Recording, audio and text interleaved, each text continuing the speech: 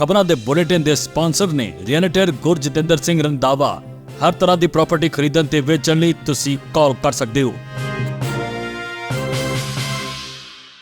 ਸਤਿ ਸ਼੍ਰੀ ਅਕਾਲ, ਤੁਸੀਂ ਦੇਖ ਰਹੇ ਹੋ ਜੀ ਪੰਜਾਬ ਮੇਲ USA TV ਤੇ ਮੈਂ ਸੁਰਭੀ। ਖਬਰਾਂ ਦੇ ਇਸ ਬੁਲੇਟਿਨ 'ਚ ਤੁਹਾਡਾ ਬਹੁਤ-ਬਹੁਤ ਸਵਾਗਤ ਹੈ। ਪੇਸ਼ ਆਨ ਦੇਸ਼ ਵਿਦੇਸ਼ ਦੀਆਂ ਕੁਝ ਖਾਸ ਤੇ ਚੋਣਵੀਆਂ ਖਬਰਾਂ। ਕੈਨੇਡਾ ਸਰਕਾਰ ਨੇ ਭਾਰਤੀ ਪੇਸ਼ੇਵਰਾਂ ਨੂੰ ਦਿੱਤਾ ਇੱਕ ਹੋਰ ਵੱਡਾ ਝਟਕਾ, ਬਦਲੇ ਇਮੀਗ੍ਰੇਸ਼ਨ ਐਂਟਰੀ ਸੰਬੰਧੀ ਨਿਯਮ। ਕੈਨੇਡਾ ਵਾਲਿਆਂ ਦਾ 60% ਟੈਕਸ ਹੋਵੇਗਾ ਮਾਫ। ਅਮਰੀਕਾ ਨੇ ਭਾਰਤ ਦੇ ਸਾਬਕਾ PM ਮਨਮੋਹਨ ਸਿੰਘ ਦੇ ਦੇਹਾਂਤ ਤੇ ਪ੍ਰਗਟਾਇਆ ਦੁੱਖ। ਅੰਮ੍ਰਿਤਸਰ ਹਵਾਈ ਅੱਡੇ ਤੋਂ ਨਵੀਆਂ ਉਡਾਨਾਂ ਹੋਈਆਂ ਸ਼ੁਰੂ। ਕੈਨੇਡਾ ਪੁਲਿਸ ਨੇ ਫਿਰੌਤੀ ਦੇ ਮਾਮਲੇ 4 NRI ਕੀਤੇ ਗ੍ਰਿਫਤਾਰ। ਭਾਰਤੀ ਅਮਰੀਕੀ ਸੰਸਦ ਰਾਜਾ ਕ੍ਰਿਸ਼ਨ ਮੂਰਤੀ ਨੇ ਕਿਹਾ, ਟਰੰਪ ਦਾ ਦੂਜਾ ਕਾਰਜਕਾਲ ਭਾਰਤੀ ਪ੍ਰਵਾਸੀਆਂ ਲਈ ਚੁਣੌਤੀਪੂਰਨ ਹੋਵੇਗਾ। ਹੁਣ ਇਹਨਾਂ ਖਬਰਾਂ ਦਾ ਵਿਸਤਾਰ। ਇਸ ਦੇ ਨਾਲ ਹੀ ਦੇਸ਼ ਵਿਦੇਸ਼ ਨਾਲ ਜੁੜੀਆਂ ਹੋਈਆਂ तमाम ਖਬਰਾਂ।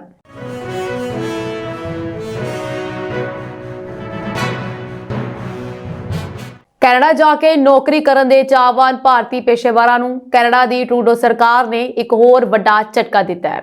ਦਰਅਸਲ ਕੈਨੇਡੀਅਨ ਸਰਕਾਰ ਨੇ ਐਕਸਪ੍ਰੈਸ ਇਮੀਗ੍ਰੇਸ਼ਨ ਪ੍ਰਣਾਲੀ 'ਚ ਵੱਡੇ ਬਦਲਾਅ ਕੀਤੇ ਹਨ।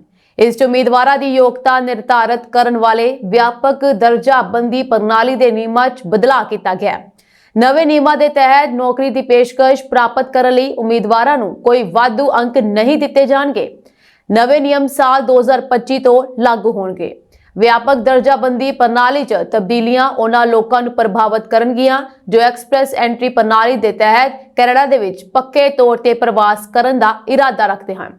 ਇਹ ਨਿਯਮ ਉਹਨਾਂ ਲੋਕਾਂ ਤੇ ਵੀ ਲਾਗੂ ਹੋਣਗੇ ਜੋ ਕੈਨੇਡਾ ਵਿੱਚ ਪਹਿਲਾਂ ਹੀ ਅਸਥਾਈ ਤੌਰ ਤੇ ਕੰਮ ਕਰ ਰਹੇ ਹਨ।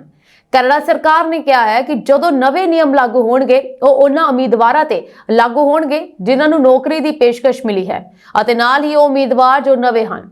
ਹਾਲਾਂਕਿ ਨਵੇਂ ਨਿਯਮ ਉਹਨਾਂ ਉਮੀਦਵਾਰਾਂ ਨੂੰ ਪ੍ਰਭਾਵਿਤ ਨਹੀਂ ਕਰਨਗੇ ਜਿਨ੍ਹਾਂ ਨੇ ਪਹਿਲਾਂ ਹੀ ਸਥਾਈ ਨਿਵਾਸ ਯਾਨੀ PR ਲਈ ਅਰਜ਼ੀ ਦਿੱਤੀ ਹੈ। ਇਹ ਉਹਨਾਂ ਉਮੀਦਵਾਰਾਂ ਤੇ ਵੀ ਲਾਗੂ ਨਹੀਂ ਹੋਵੇਗਾ ਜਿਨ੍ਹਾਂ ਨੇ ਪਹਿਲਾਂ ਹੀ immigration refugees and citizenship Canada ਯਾਨੀ ਕਿ IRCC ਲਈ PR ਲਈ ਅਰਜ਼ੀ ਜਮ੍ਹਾਂ ਕਰ ਦਿੱਤੀ ਹੈ, ਜਿਸ ਤੇ ਮੌਜੂਦਾ ਸਮੇਂ ਵਿੱਚ ਕਾਰਵਾਈ ਕੀਤੀ ਜਾ ਰਹੀ ਹੈ। ਕੈਨੇਡਾ ਵਾਲਿਆਂ ਦਾ 60% ਟੈਕਸ ਮਾਫ ਹੋ ਸਕਦਾ ਹੈ ਅਤੇ ਉਹ ਆਪਣੀ ਜ਼ਿੰਦਗੀ ਬਿਹਤਰ ਤਰੀਕੇ ਨਾਲ ਬਤੀਤ ਕਰ ਸਕਦੇ ਹਨ, ਬੇਸ਼ਰਤੇ ਉਹ ਅਮਰੀਕਾ ਵਿੱਚ ਸ਼ਾਮਲ ਹੋਣ ਦੀ ਹਾਮੀ ਭਰਦੇ। ਨਵੇਂ ਚੁਣੇ ਰਾਸ਼ਟਰਪਤੀ ਡੋਨਲਡ ਟਰੰਪ ਨੇ ਨਵਾਂ ਟੋਟਕਾ ਛੱਡਦਿਆਂ ਕਿਹਾ ਹੈ ਕਿ ਜੇ ਕੈਨੇਡਾ ਦੇ ਲੋਕ ਅਮਰੀਕਾ ਦਾ ਹਿੱਸਾ ਬਣਨ ਦੀ ਹਾਮੀ ਭਰਦੇ ਤਾਂ ਦੁਨੀਆ ਦੇ ਕਿਸੇ ਵੀ ਮੁਲਕ ਤੋਂ ਵੱਧ ਫੌਜੀ ਸੁਰੱਖਿਆ ਉਹਨਾਂ ਨੂੰ ਮਿਲੇਗੀ। ਜਸਟਿਨ ਟਰੂਡੋ ਨੂੰ ਮੁੜ ਗਵਰਨਰ ਕਰਾਰ ਦਿੰਦਿਆਂ ਟਰੰਪ ਨੇ ਆਖਿਆ ਕਿ ਕੈਨੇਡੀਅਨ ਲੋਕਾਂ ਨੂੰ ਭਾਰੀ ਭਰਕਮ ਟੈਕਸ ਅਦਾ ਕਰਨੇ ਪੈ ਰਹੇ ਹਨ, ਪਰ ਇਹਨਾਂ ਤੋਂ ਰਾਹਤ ਮਿਲ ਸਕਦੀ ਹੈ ਜੋ ਅਮਰੀਕਾ ਦਾ 51ਵਾਂ ਸੂਬਾ ਬਣਨ ਵਾਸਤੇ ਰਾਜ਼ੀ ਹੋ ਜਾਣ। ਟਰੰਪ ਨੇ ਦਾਅਵਾ ਕੀਤਾ ਹੈ ਅਜਿਹਾ ਹੋਣ ਦੀ ਸੂਰਤ ਵਿੱਚ ਕੈਨੇਡੀਅਨਸ ਦੇ ਕਾਰੋਬਾਰ ਦੁੱਗਣੇ ਹੋ ਜਾਣਗੇ। ਇਹ ਪਹਿਲੀ ਵਾਰ ਨਹੀਂ ਜਦੋਂ ਟਰੰਪ ਵੱਲੋਂ ਕੈਨੇਡਾ ਉੱਤੇ ਹੱਕ ਜਤਾਉਣ ਦਾ ਯਤਨ ਕੀਤਾ ਗਿਆ ਹੈ। ਜਸਟਿਨ ਟਰੂਡੋ ਵੱਲੋਂ ਫਲੋਰੀਡਾ ਵਿਖੇ ਉਹਨਾਂ ਨੂੰ ਜਿੱਤ ਦੀ ਵਧਾਈ ਦੇਣ ਮਗਰੋਂ ਟਰੰਪ ਨੇ ਲਗਾਤਾਰ ਕੈਨੇਡੀਅਨ ਪ੍ਰਧਾਨ ਮੰਤਰੀ ਨੂੰ ਗਵਰਨਰ ਕਹਿ ਕੇ ਸੰਬੋਧਿਤ ਕੀਤਾ ਅਤੇ ਹੁਣ ਇੱਕ ਸਾਬਕਾ ਹਾਕੀ ਖਿਡਾਰੀ ਵੈਨ ਨੂੰ ਕੈਨੇਡਾ ਦਾ ਪ੍ਰਧਾਨ ਮੰਤਰੀ ਬਣਾਇਆ ਦੇਖਣਾ ਚਾਹੁੰਦੇ ਹਨ।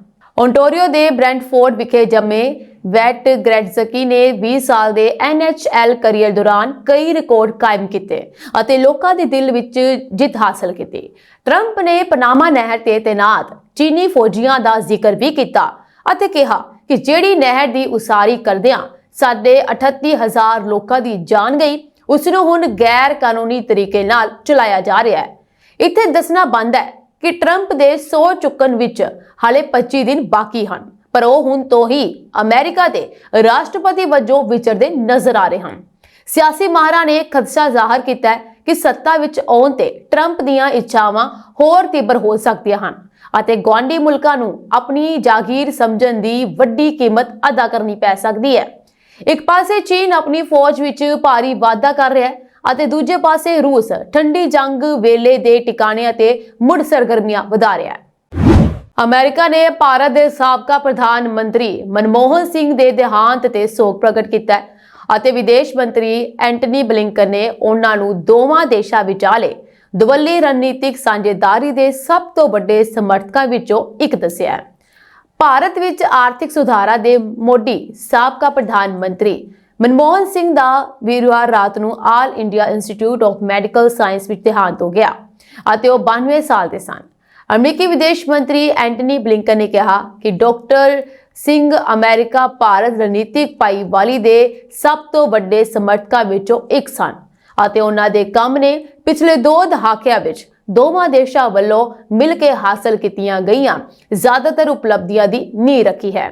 ਸਿੰਘ ਦੇ ਦੇਹਾਂਤ ਤੇ ਭਾਰਤ ਦੇ ਲੋਕਾਂ ਪ੍ਰਤੀ ਦਿਲੀ ਹਮਦਰਦੀ ਪ੍ਰਗਟ ਕਰਦੇ ਹੋਏ ਬਲਿੰਕਨ ਨੇ ਕਿਹਾ, ਅਮਰੀਕਾ ਭਾਰਤ ਸਿਵਲ ਪਰਮਾਣੂ ਸਹਿਯੋਗ ਸਮਝੌਤੇ ਨੂੰ ਅੱਗੇ ਵਧਾਉਣ ਵਿੱਚ ਸਾਬਕਾ ਪ੍ਰਧਾਨ ਮੰਤਰੀ ਦੀ ਅਗਵਾਈ ਅਮਰੀਕਾ ਭਾਰਤ ਸਬੰਧਾਂ ਦੀ ਸਮਰੱਥਾ ਵਿੱਚ ਵੱਡੇ ਨਿਵੇਸ਼ ਨੂੰ ਦਰਸਾਉਂਦੀ ਹੈ। ਬਲਿੰਕਨ ਨੇ ਕਿਹਾ ਕਿ ਡਾਕਟਰ ਮਨਮੋਹਨ ਸਿੰਘ ਨੂੰ ਉਹਨਾਂ ਦੇ ਆਰਥਿਕ ਸੁਧਾਰਾਂ ਲਈ ਯਾਦ ਕੀਤਾ ਜਾਵੇਗਾ ਜਿਨ੍ਹਾਂ ਨੇ ਭਾਰਤ ਦੇ ਤੇਜ਼ ਆਰਥਿਕ ਵਿਕਾਸ ਨੂੰ ਵਧਾਇਆ। ਉਹਨਾਂ ਨੇ ਕਿਹਾ ਕਿ ਅਸੀਂ ਡਾਕਟਰ ਮਨਮੋਹਨ ਸਿੰਘ ਦੇ ਦੇਹਾਂਤ ਤੇ ਸੋਗ ਪ੍ਰਗਟ ਕਰਦੇ ਹਾਂ ਅਤੇ ਅਮਰੀਕਾ ਅਤੇ ਭਾਰਤ ਨੂੰ ਇੱਕ ਦੂਜੇ ਦੇ ਨੇੜੇ ਲਿਆਉਣ ਲਈ ਉਹਨਾਂ ਦੇ ਸਮਰਪਿਤ ਯੋਗਦਾਨ ਨੂੰ ਹਮੇਸ਼ਾ ਯਾਦ ਰੱਖਾਂਗੇ। ਏਅਰ ਇੰਡੀਆ 에ਅਰਲਾਈਨਸ ਵੱਲੋਂ 27 ਦਸੰਬਰ ਤੋਂ ਸ੍ਰੀ ਗੁਰੂ ਰਾਮਦਾਸ ਅੰਤਰਰਾਸ਼ਟਰੀ ਹਵਾਈ ਅੱਡੇ ਅੰਮ੍ਰਿਤਸਰ ਤੋਂ 2 ਨਵੀਆਂ ਉਡਾਨਾਂ ਸ਼ੁਰੂ ਕੀਤੀਆਂ ਗਈਆਂ ਹਨ। ਇਹ ਨਵੀਆਂ ਉਡਾਨਾਂ ਅੰਮ੍ਰਿਤਸਰ ਤੋਂ ਬੈਂਗਲੁਰੂ ਅਤੇ ਬੈਂਕਾਕ ਨਾਲ ਜੋੜਨਗੀਆਂ, ਜਿਸ ਨਾਲ ਸਮੇਂ ਦੀ ਬਚਤ ਹੋਵੇਗੀ ਅਤੇ ਯਾਤਰੀਆਂ ਨੂੰ ਵਧੇਰੇ ਸਹੂਲਤ ਮਿਲੇਗੀ ਅਤੇ ਖੇਤਰ ਦੀ ਸੰਪਰਕ ਵਧੇਗਾ। ਦੋਵੇਂ ਰੂਟ ਸੋਮਵਾਰ, ਬੁੱਧਵਾਰ, ਸ਼ੁੱਕਰਵਾਰ ਅਤੇ ਐਤਵਾਰ ਨੂੰ ਹਫ਼ਤੇ ਵਿੱਚ 4 ਵਾਰ ਚੱਲਣਗੇ। 에ਅਰਲਾਈਨ ਇਹਨਾਂ ਉਡਾਨਾਂ ਲਈ ਬੋਇੰਗ 737 ਮੈਕਸ 8 ਜਹਾਜ਼ ਨੂੰ ਵਿਓਮ ਵਿੱਚ ਉਤਾਰੇਗੀ। 에ਅਰਲਾਈਨ ਤੋਂ ਮਿਲੀ ਜਾਣਕਾਰੀ ਅਨੁਸਾਰ ਇਹ ਉਡਾਨ ਬੈਂਗਲੁਰੂ ਤੋਂ ਸਵੇਰੇ 5:55 ਤੇ ਰਵਾਨਾ ਹੋਵੇਗੀ ਅਤੇ ਸਵੇਰੇ 9:20 ਤੇ ਅੰਮ੍ਰਿਤਸਰ ਪਹੁੰਚੇਗੀ। ਵਾਪਸੀ ਦੀ ਉਡਾਨ ਅੰਮ੍ਰਿਤਸਰ ਹਵਾਈ ਅੱਡੇ ਤੋਂ ਰਾਤ 11:30 ਵਜੇ ਰਵਾਨਾ ਹੋਵੇਗੀ ਅਤੇ ਦੁਪਹਿਰ 2:45 ਵਜੇ ਬੈਂਗਲੁਰੂ ਪਹੁੰਚੇਗੀ। ਇਸੇ ਤਰ੍ਹਾਂ ਅੰਮ੍ਰਿਤਸਰ ਤੋਂ ਉਡਾਨ ਸਵੇਰੇ 10:40 ਤੇ ਰਵਾਨਾ ਹੋਵੇਗੀ ਅਤੇ ਸ਼ਾਮ 5 ਵਜੇ ਬੈਂਕਾਕ ਤੇ ਸਵਰਨਭੂਮੀ ਹਵਾਈ ਅੱਡੇ ਤੇ ਪਹੁੰਚੇਗੀ। ਬੈਂਕਾਕ ਤੋਂ ਵਾਪਸੀ ਦੀ ਉਡਾਨ ਸ਼ਾਮ 6 ਵਜੇ ਰਵਾਨਾ ਹੋਵੇਗੀ ਅਤੇ ਰਾਤ 9:30 ਵਜੇ ਅੰਮ੍ਰਿਤਸਰ ਪਹੁੰਚੇਗੀ। ਦੋਵੇਂ ਰੂਟ ਸੋਮਵਾਰ, ਬੁੱਧਵਾਰ, ਸ਼ੁੱਕਰਵਾਰ ਅਤੇ ਐਤਵਾਰ ਨੂੰ ਹਫ਼ਤੇ ਵਿੱਚ 4 ਵਾਰ ਚੱਲਣਗੇ। 에ਅਰਲਾਈਨ ਇਹਨਾਂ ਉਡਾਨਾਂ ਲਈ ਬੋਇੰਗ 737 ਮੈਕਸ 8 ਜਹਾਜ਼ ਨੂੰ ਵਿਓਮ ਵਿੱਚ ਉਤਾਰੇਗੀ। ਕੈਨੇਡਾ ਦੇ ਵਿੱਚ ਭਾਰਤੀ ਕਾਰੋਬਾਰੀਆਂ ਨੂੰ ਨਿਸ਼ਾਨਾ ਬਣਾਉਣ ਅਤੇ ਜਬਰੀ ਵਸੂਲੀ ਕਰਨ ਦੇ ਦੋਸ਼ ਵਿੱਚ 4 NRI ਗ੍ਰਿਫਤਾਰ ਕੀਤੇ ਗਏ ਹਨ। ਇਨ੍ਹਾਂ ਚਾਰਾਂ ਤੇ ਸੋਸ਼ਲ ਮੀਡੀਆ ਰਾਹੀਂ ਕੈਨੇਡਾ 'ਚ ਕਾਰੋਬਾਰੀਆਂ ਨੂੰ ਨਿਸ਼ਾਨਾ ਬਣਾ ਕੇ ਜਬਰੀ ਵਸੂਲੀ ਧਮਕਾਉਣ ਦਾ ਦੋਸ਼ ਹੈ। ਬਾਅਦ ਵਿੱਚ ਉਹਨਾਂ ਨੂੰ ontario ਕੋਰਟ ਆਫ ਜਸਟਿਸ ਵਿੱਚ ਪੇਸ਼ ਕੀਤਾ ਗਿਆ ਸੀ। ਪੁਲਿਸ ਨੇ ਇੱਕ ਵੀਡੀਓ ਬਿਆਨ ਜਾਰੀ ਕੀਤਾ ਹੈ ਜਿਸ 'ਚ ਉਹਨਾਂ ਨੇ ਇਹ ਵੀ ਦੱਸਿਆ ਕਿ ਉਹਨਾਂ ਨੇ ਅਜਿਹੀਆਂ ਧਮਕੀਆਂ ਅਤੇ ਜਬਰੀ ਵਸੂਲੀ ਦੇ 60 ਤੋਂ ਵੱਧ ਮਾਮਲਿਆਂ ਦੀ ਜਾਂਚ ਕੀਤੀ ਹੈ, ਜਿਸ ਵਿੱਚ ਭਾਰਤੀ ਮੂਲ ਦੇ 4 ਵਿਅਕਤੀਆਂ ਨੂੰ ਗ੍ਰਿਫਤਾਰ ਕੀਤਾ ਗਿਆ। ਉਹ ਕੈਨੇਡਾ 'ਚ ਫਿਰੌਤੀ ਦਾ ਰੈਕਟ ਚਲਾ ਰਹੇ ਸੀ, ਜਿਸ 'ਚ ਦੱਖਣ ਏਸ਼ੀਆਈ ਕਾਰੋਬਾਰਾਂ ਨੂੰ ਵਿਸ਼ੇਸ਼ ਤੌਰ ਤੇ ਨਿਸ਼ਾਨਾ ਬਣਾਇਆ ਗਿਆ ਸੀ। ਇਹਨਾਂ ਲੋਕਾਂ ਤੇ ਕੁਝ ਭਾਈਚਾਰਿਆਂ ਨੂੰ ਨਿਸ਼ਾਨਾ ਬਣਾਉਣ ਦਾ ਵੀ ਦੋਸ਼ ਲਗਾਇਆ ਜਾ ਰਿਹਾ ਹੈ। ਇਸ ਸਾਲ ਪੀਲ ਰੀਜਨ ਪੁਲਿਸ ਨੇ 5 ਲੋਕਾਂ ਨੂੰ ਗ੍ਰਿਫਤਾਰ ਕੀਤਾ, ਜਿਨ੍ਹਾਂ 'ਚੋਂ 4 ਭਾਰਤੀ ਮੂਲ ਦੇ ਸਨ, ਜਿਸ 'ਚ ਬੰਦੂਮਨ ਸੇਖੋ, ਹਰਮਨਜੀਤ ਸਿੰਘ, ਤੇਜਿੰਦਰ ਤਤਲਾ, ਦਿਨੇਸ਼ ਕੁਮਾਰ ਆਦਿ ਭਾਰਤੀ ਮੂਲ ਦੇ ਵਿਅਕਤੀਆਂ ਦੇ ਨਾਂ ਸ਼ਾਮਲ ਸਨ। ਪੁਲਿਸ ਜਾਂਚ ਤੋਂ ਬਾਅਦ ਉਹਨਾਂ ਦੇ ਖਿਲਾਫ ਜ਼ਬਰਦਸਤੀ, ਅਸਲਾ ਖੋਹਣ ਅਤੇ ਕੁੱਟਮਾਰ ਦੇ ਦੋਸ਼ ਵੀ ਦਰਜ ਕੀਤੇ ਜਾ ਰਹੇ ਹਨ। ਇਨ੍ਹਾਂ 4 ਲੋਕਾਂ ਦੇ ਨਾਲ 5ਵੀਂ ਜਿਸ ਨੂੰ ਗ੍ਰਿਫਤਾਰ ਕੀਤਾ ਗਿਆ ਹੈ, ਉਹ ਅਫਗਾਨ ਮੂਲ ਦੀ ਇੱਕ ਲੜਕੀ ਸੀ ਜੋ ਇੰਸਟਾਗ੍ਰਾਮ ਤੇ ਮਸ਼ਹੂਰ ਵੀ ਸੀ। ਉਹ ਕਾਰ ਡੀਲਰਸ਼ਿਪ ਅਤੇ ਗੈਰ ਕਾਨੂੰਨੀ ਗਤੀਵਿਧੀਆਂ ਵਿੱਚ ਸ਼ਾਮਲ ਸੀ। ਪੀਲ ਪੁਲਿਸ ਮੁਖੀ ਨੇ ਕਿਹਾ ਹੈ, ਇਨ੍ਹਾਂ ਲੋਕਾਂ ਵੱਲੋਂ ਕੀਤੀਆਂ ਗਈਆਂ ਹਰਕਤਾਂ ਦਾ ਪੀੜਤਾਂ ਅਤੇ ਉਹਨਾਂ ਦੇ ਪਰਿਵਾਰਾਂ ਤੇ ਸਿੱਧਾ ਅਸਰ ਪਿਆ ਹੈ। ਉਹਨਾਂ ਵੱਲੋਂ ਧਮਕਾਉਣ, ਜਬਰੀ ਵਸੂਲੀ ਕਰਨ ਅਤੇ ਨਿਸ਼ਾਨਾ ਬਣਾਉਣ ਦੇ ਦੋਸ਼ ਲਾਏ ਜਾ ਰਹੇ ਹਨ। ਉਹਨਾਂ ਨੇ ਕਿਹਾ ਹੈ ਕਿ ਕੈਨੇਡਾ ਵਿੱਚ ਦੱਖਣੀ ਏਸ਼ੀਆਈ ਭਾਈਚਾਰੇ ਨੂੰ ਨਿਸ਼ਾਨਾ ਬਣਾਉਣ ਦੇ ਲਗਾਤਾਰ ਵੱਧ ਰਹੇ ਮਾਮਲਿਆਂ ਦਰਮਿਆਨ ਸਾਲ 2023 ਤੱਕ 21 ਵਿਅਕਤੀਆਂ ਨੂੰ ਗ੍ਰਿਫਤਾਰ ਕੀਤਾ ਗਿਆ। ਇਹਨਾਂ ਕੋਲੋਂ ਹਥਿਆਰ, ਚੋਰੀ ਦੇ ਵਾਹਨਾਂ ਸਮੇਤ ਕਈ ਨਾਜਾਇਜ਼ ਸਮਾਨ ਵੀ ਬਰਾਮਦ ਕੀਤਾ ਗਿਆ ਸੀ। ਹਾਲਾਂਕਿ ਇਹਨਾਂ ਲੋਕਾਂ ਦੀ ਗ੍ਰਿਫਤਾਰੀ ਤੋਂ ਬਾਅਦ ਦੱਖਣੀ ਏਸ਼ੀਆਈ ਭਾਈਚਾਰੇ ਜਿਨ੍ਹਾਂ ਨੂੰ ਮੁਲਜ਼ਮ ਨਿਸ਼ਾਨਾ ਬਣਾ ਰਹੇ ਸਨ, ਉਹਨਾਂ ਨੂੰ ਰਾਹਤ ਮਿਲੀ ਹੈ, ਪਰ ਫਿਰ ਵੀ ਇਸ ਵਿਰੁੱਧ ਸਖਤ ਕਦਮ ਚੁੱਕੇ ਜਾਣੇ ਚਾਹੀਦੇ ਹਨ ਤਾਂ ਜੋ ਕੋਈ ਹੋਰ ਅਜਿਹਾ ਨਾ ਕਰੇ। ਗ੍ਰਿਫਤਾਰ ਕੀਤੇ ਗਏ ਹਰਮਨਜੀਤ ਸਿੰਘ ਨੂੰ 4 ਜੁਲਾਈ ਨੂੰ ਬਰੈਂਪਟਨ ਤੋਂ ਗ੍ਰਿਫਤਾਰ ਕੀਤਾ ਗਿਆ ਸੀ। ਉਸ ਤੇ ਮਈ 2024 ਚ ਵਾਪਰੀਆਂ ਘਟਨਾਵਾਂ ਨੂੰ ਲੈ ਕੇ ਦੋਸ਼ ਲਾਏ ਜਾ ਰਹੇ ਹਨ, ਜਿਸ ਵਿੱਚ ਇੱਕ ਪੁਲਿਸ ਅਧਿਕਾਰੀ ਦੇ ਸਾਹਮਣੇ ਜ਼ਬਰਦਸਤੀ ਅਤੇ ਹਥਿਆਰ ਚੁੱਕਣ ਦੇ ਦੋਸ਼ ਲਗਾਏ ਜਾ ਰਹੇ ਹਨ। ਉਧਰ ਹੀ 44 ਸਾਲਾਂ ਦੇ ਤੇਜਿੰਦਰ ਤਤਲਾ ਨੂੰ ਵੀ 25 ਜੁਲਾਈ ਨੂੰ ਬਰੈਂਪਟਨ ਵਿੱਚ ਗ੍ਰਿਫਤਾਰ ਕੀਤਾ ਗਿਆ ਸੀ। ਉਸ ਤੇ ਜੂਨ 2024 ਦੇ ਵਿੱਚ ਇੱਕ ਕਾਰੋਬਾਰੀ ਨੂੰ ਧਮਕੀ ਦੇਣ ਦਾ ਦੋਸ਼ ਸੀ, गिरफ्तार ਸਮੇਂ ਉਸ ਕੋਲੋਂ 3 ਹਥਿਆਰ ਵੀ ਬਰਾਮਦ ਕੀਤੇ ਗਏ ਹਨ। 24 ਸਾਲਾਂ ਦੇ ਦਿਨੇਸ਼ ਕੁਮਾਰ ਨੂੰ 14 ਅਗਸਤ ਨੂੰ ਹੈਮਿਲਟਨ ਤੋਂ ਗ੍ਰਿਫਤਾਰ ਕੀਤਾ ਗਿਆ ਸੀ। ਉਸ ਵਿਰੁੱਧ ਜੁਲਾਈ 2024 ਦੀ ਜ਼ਬਰਦਸਤੀ ਦੀ ਘਟਨਾ ਸੰਬੰਧੀ ਕਾਰਵਾਈ ਕੀਤੀ ਗਈ ਸੀ। ਰੁਖਸਾਰ ਅਚਕਜ਼ਈ ਨੂੰ ਯਾਨੀ ਕਿ ਜੋ 21 ਸਾਲਾਂ ਦੀ ਹੈ ਉਸ ਨੂੰ 30 ਜੁਲਾਈ ਨੂੰ ਬਰੈਂਪਟਨ ਤੋਂ ਗ੍ਰਿਫਤਾਰ ਕੀਤਾ ਗਿਆ ਸੀ। ਉਸ ਤੇ ਵੀ ਉਪਰੋਕਤ ਦੋਸ਼ ਲਾਏ ਜਾ ਰਹੇ ਸਨ। ਭਾਰਤੀ ਮੂਲ ਦੇ ਅਮਰੀਕੀ ਸੰਸਦ ਮੈਂਬਰ ਅਤੇ ਡੈਮੋਕ੍ਰੇਟ ਰਾਜਾ ਕ੍ਰਿਸ਼ਨ ਮੂਰਤੀ ਨੇ ਹਾਲ ਹੀ ਵਿੱਚ ਕਿਹਾ ਹੈ ਕਿ ਡੋਨਲਡ ਟਰੰਪ ਦਾ ਦੂਜਾ ਕਾਰਜਕਾਲ ਭਾਰਤੀ ਪ੍ਰਵਾਸੀਆਂ ਲਈ ਬਹੁਤ ਚੁਣੌਤੀਪੂਰਨ ਹੋਵੇਗਾ। ਉਹਨਾਂ ਨੇ ਕਿਹਾ ਕਿ ਟਰੰਪ ਦੇ ਪਹਿਲੇ ਕਾਰਜਕਾਲ ਦੌਰਾਨ ਪ੍ਰਵਾਸੀਆਂ ਖਾਸ ਕਰਕੇ ਭਾਰਤੀਆਂ ਲਈ ਕਈ ਸਮੱਸਿਆਵਾਂ ਪੈਦਾ ਹੋਈਆਂ ਸਨ। ਕ੍ਰਿਸ਼ਨ ਮੂਰਤੀ ਨੇ ਇਲੀਨੋਇਸ ਦੇ 8ਵੇਂ ਕਾਂਗਰੈਸ਼ਨਲ ਡਿਸਟ੍ਰਿਕਟ ਤੋਂ ਲਗਾਤਾਰ 5ਵੀਂ ਵਾਰ ਜਿੱਤ ਹਾਸਲ ਕੀਤੀ ਹੈ। TOI ਨਾਲ ਇੱਕ ਇੰਟਰਵਿਊ ਵਿੱਚ ਭਾਰਤੀ ਪ੍ਰਵਾਸੀਆਂ ਬਾਰੇ ਇੱਕ ਸਵਾਲ ਦੇ ਜਵਾਬ ਦੇ ਵਿੱਚ ਰਾਜਾ ਕ੍ਰਿਸ਼ਨ ਮੂਰਤੀ ਨੇ ਕਿਹਾ, ਮੈਂ ਚਿੰਤਿਤ ਹਾਂ ਕਿਉਂਕਿ ਜਦੋਂ ਉਹ ਪਹਿਲੀ ਵਾਰ ਰਾਸ਼ਟਰਪਤੀ ਬਣੇ ਸਨ ਤਾਂ ਅਸੀਂ ਆਮ ਤੌਰ ਤੇ ਪ੍ਰਵਾਸੀਆਂ ਲਈ ਅਤੇ ਖਾਸ ਤੌਰ ਤੇ ਭਾਰਤ ਤੋਂ ਆਉਣ ਵਾਲੇ ਲੋਕਾਂ ਲਈ ਬਹੁਤ ਸਾਰੀਆਂ ਸਮੱਸਿਆਵਾਂ ਦਾ ਸਾਹਮਣਾ ਕੀਤਾ ਸੀ। ਭਾਰਤੀ ਅਮਰੀਕੀ ਸੰਸਦ ਮੈਂਬਰ ਨੇ ਕਿਹਾ, ਬਦਕਿਸਮਤੀ ਨਾਲ ਟਰੰਪ ਨੇ ਇਸ ਦੇਸ਼ ਵਿੱਚ ਇਮੀਗ੍ਰੇਸ਼ਨ ਵਿਰੋਧੀ ਪੱਖਪਾਤ ਪੈਦਾ ਕੀਤਾ ਹੈ। ਇੱਥੋਂ ਤੱਕ ਕਿ ਭਾਰਤ ਦੇ ਉੱਚ ਹੁਨਰਮੰਦ ਮਿਹਨਤੀ ਵਿਅਕਤੀਆਂ ਲਈ ਵੀ ਜਿਨ੍ਹਾਂ ਨੇ ਅਮਰੀਕਾ ਲਈ ਬਹੁਤ ਵੱਡਾ ਯੋਗਦਾਨ ਪਾਇਆ। ਉਹਨਾਂ ਨੇ ਕਿਹਾ ਉਹਨਾਂ ਨੂੰ ਚਿੰਤਾ ਹੈ ਕਿ ਉਹ ਚੁਣੌਤੀ ਜਾਰੀ ਰਹੇਗੀ। ਹਾਲਾਂਕਿ ਕ੍ਰਿਸ਼ਨ ਮੂਰਤੀ ਨੇ ਕਿਹਾ ਹੈ ਕਿ ਉਹ ਅਮਰੀਕਾ ਦੀ ਇਮੀਗ੍ਰੇਸ਼ਨ ਪ੍ਰਣਾਲੀ ਵਿੱਚ ਸੁਧਾਰ ਕਰਨ ਅਤੇ ਦੇਸ਼ ਵਿੱਚ ਯੋਗਦਾਨ ਪਾਉਣ ਵਾਲੇ ਲੋਕਾਂ ਨੂੰ ਇਮੀਗ੍ਰੇਸ਼ਨ ਦੇਣ ਲਈ ਕਿਸੇ ਵੀ ਵਿਅਕਤੀ ਨਾਲ ਕੰਮ ਕਰਨ ਲਈ ਵਚਨਬੱਧ ਹੈ। ਰਾਜਾ ਕ੍ਰਿਸ਼ਨ ਮੂਰਤੀ ਸਮਾਨਤਾ ਕਾਕਸ ਦੇ ਵਾਈਸ ਚੇਅਰ ਅਤੇ congressional Asian Pacific American caucus immigration task force ਦੇ ਕੋ-ਚੇਅਰ ਵੀ ਹਨ। ਤੁਹਾਨੂੰ ਦੱਸ ਦਈਏ ਕਿ ਕ੍ਰਿਸ਼ਨ ਮੂਰਤੀ ਇੱਕ ਡੈਮੋਕ੍ਰੇਟ ਜੋ ਪਿਓਰੀਆ ਇਲੀਨੋਇਸ ਵਿੱਚ ਵੱਡਾ ਹੋਇਆ ਸੀ, ਖੁਦ ਇੱਕ ਪ੍ਰਵਾਸੀਆਂ ਦੇ ਪਰਿਵਾਰ ਵਿੱਚ ਪੈਦਾ ਹੋਏ ਸਨ। ਤੁਹਾਨੂੰ ਦੱਸ ਦਈਏ ਕਿ ਭਾਰਤੀ ਅਮਰੀਕੀ ਸੰਸਦ ਮੈਂਬਰ ਦਾ ਇਹ ਬਿਆਨ ਅਜਿਹੇ ਸਮੇਂ 'ਚ ਆਇਆ ਹੈ ਜਦੋਂ ਅਮਰੀਕਾ ਦੇ ਨਵੇਂ ਚੁਣੇ ਗਏ ਰਾਸ਼ਟਰਪਤੀ ਡੋਨਲਡ ਟਰੰਪ ਦੇ ਦੇਸ਼ ਨਿਕਾਲੇ ਦੇ ਵਾਅਦੇ ਨੂੰ ਲੈ ਕੇ ਕਾਫੀ ਚਰਚਾ ਅਤੇ ਖਦਸ਼ਾ ਹੈ। ਨਵੰਬਰ ਵਿੱਚ ਟਰੰਪ ਨੇ ਸਰਹੱਦੀ ਸੁਰੱਖਿਆ ਨੂੰ ਲੈ ਕੇ ਰਾਸ਼ਟਰੀ ਐਮਰਜੈਂਸੀ ਘੋਸ਼ਿਤ ਕਰਨ ਅਤੇ ਗੈਰ ਕਾਨੂੰਨੀ ਪ੍ਰਵਾਸੀਆਂ ਦੇ ਵੱਡੇ ਪੱਧਰ ਤੇ ਦੇਸ਼ ਨਿਕਾਲੇ ਲਈ ਅਮਰੀਕੀ ਫੌਜ ਦੀ ਵਰਤੋਂ ਕਰਨ ਦੀ ਆਪਣੀ ਯੋਜਨਾ ਦੀ ਪੁਸ਼ਟੀ ਕੀਤੀ। 2024 ਦੀਆਂ ਅਮਰੀਕੀ ਚੋਣਾਂ ਵਿੱਚ ਇਮੀਗ੍ਰੇਸ਼ਨ ਦਾ ਮੁੱਦਾ ਪ੍ਰਮੁੱਖ ਮੁੱਦਿਆਂ ਦੀ ਸੂਚੀ ਵਿੱਚ ਸੀ। ਕ੍ਰਿਸਮਸ ਇਸ ਵੇ ਯੂਕਰੇਨ ਤੇ ਰੂਸੀ ਹਮਲੇ ਨੂੰ ਲੈ ਕੇ ਅਮਰੀਕਾ ਗੁੱਸੇ ਵਿੱਚ ਹੈ।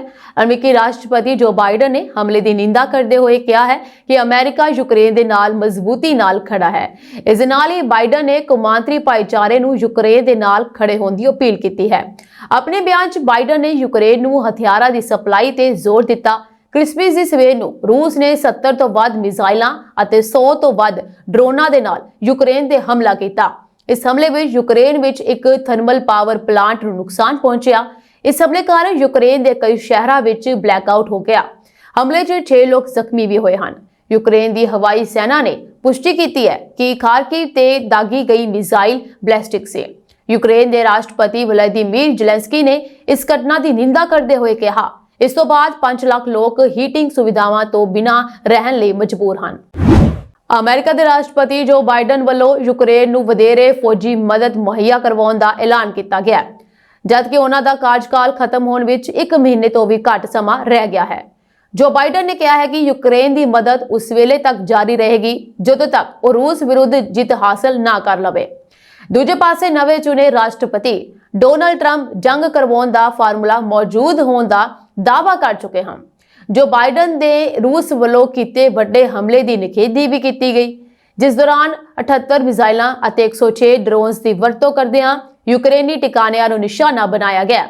ਯੂਕਰੇਨੀ ਮੀਡੀਆ ਮੁਤਾਬਕ ਸਭ ਤੋਂ ਵੱਡਾ ਹਮਲਾ ਖਾਰਕਿਵ ਸ਼ਹਿਰ ਤੇ ਹੋਇਆ ਅਤੇ ਇਸ ਤੋਂ ਬਾਅਦ ਨਿਪਰੋ, ਕ੍ਰੈਮੈਨਚੁਕ, ਕ੍ਰੀਵੀ ਅਤੇ ਇਵਾਨੋ ਵਿਖੇ ਵੀ ਹਮਲੇ ਕੀਤੇ ਗਏ। ਸਿਆਲ ਹੋਣ ਕਾਰਨ ਰੂਸੀ ਫੌਜ એનર્ਜੀ ਇਨਫਰਾਸਟ੍ਰਕਚਰ ਨੂੰ ਨਿਸ਼ਾਨਾ ਬਣਾ ਰਹੀ ਹੈ ਤਾਂ ਕਿ ਬਿਜਲੀ ਸਪਲਾਈ ਠੱਪ ਕੀਤੀ ਜਾ ਸਕੇ।